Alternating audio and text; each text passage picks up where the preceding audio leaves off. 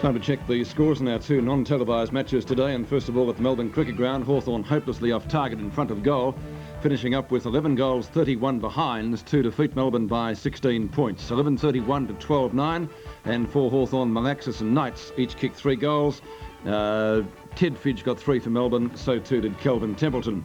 Out at Princes Park, Carlton and St Kilda, it was the Blues by 32 points. A number of players got 3, Murphy, Alvin and McClure.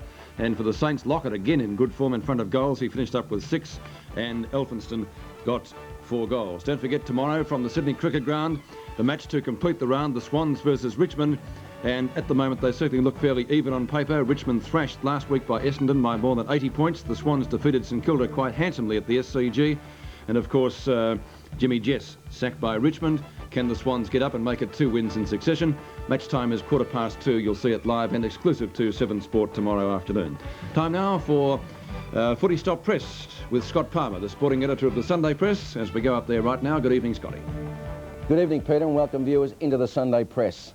On that little run-in between Mick Malthouse and Steve McPherson at VFL Park today, Mickey played it down after the match.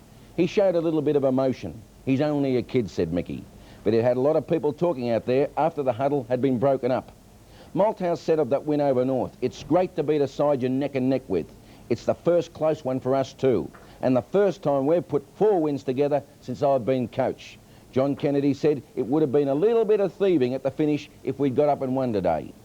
Geelong got home at Victoria Park, but would you believe it? Their injury woes continued. Fullback Gary Malarkey dislocated his collarbone and Ray Sarkovic twisted his spine. He had to be carried out of the rooms on a stretcher tonight. Hapey said it was terrific effort by his young side, but what a pity they didn't go on with it after half-time. Bob Rhodes naturally was disappointed, and he said the Magpies were badly disciplined in that second quarter. They just wouldn't man up. You can't give a side a start and expect to come home in the wet conditions. Banks has a head injury and a groin injury, Tony Shaw a thigh. Rose would not be drawn into discussing full forward Brian Taylor after he was taken off. And what about Carlton? They're off to Russia, it seems. President John Elliott had the Russian ambassador at the game and announced the plan to play behind the Iron Curtain in October. Coach David Parker was not happy with the Blues' big win. He thought it should have been a better result percentage-wise. St Kilda's Graham Jelly said the Saints have to learn that football isn't a Tiggy Touchwood game. You've got to persist for 4 quarters. Hawthorn has Ayres with a hamstring and Curran with a strained thigh, and a coach nonplussed over his side's inaccuracy today. Big Michael Byrne kicked 8 behinds for the Hawks. Alan Jean said Melbourne adapted early to the conditions and showed a lot more desire. Ron Barassi praised his side's persistence and determination. Fitzroy captain Matt Randell now has a hamstring injury and his rover Bernie Harris a strained knee. The coach Robert Walls agreed that Essendon now was the best side in the competition. He said Fitzroy's 5 wins and 8 losses weren't very flattering, but he hasn't given up hope of making the finals. Essendon's Kevin Sheedy had some nice things to say about Rene Kink, or were they really? He said, quote, "Rene Kink is a good player, but he is not dedicated to Rene Kink, and he should be 98 kilograms, and he's not." He felt the Bombers should have won by a lot more today. Shane Hurd, his great tagger, has a strained knee. Peter, back to you, mate.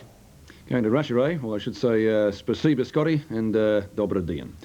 Right, don't forget the Foster's Cup match on Tuesday night, the remaining quarter-final, the 4th, Norwood and Essendon. That's live from Football Park, and you'll see that on 7 at 8:30. The winner plays Fitzroy in the second semi-final on July the 9th. The first semi, of course, between Carlton and Hawthorn on July the 2nd. You're watching 7's Big League. Back after this. Are Sheedy's Bombers invincible? See for yourself. Next on 7's Big League. You can get it riding. You can get it sliding. You can feel it coming on about 4. A hard-earned thirst needs a big cold beer. And the best cold beer is Vic. Vic Bitter. You can get it walking.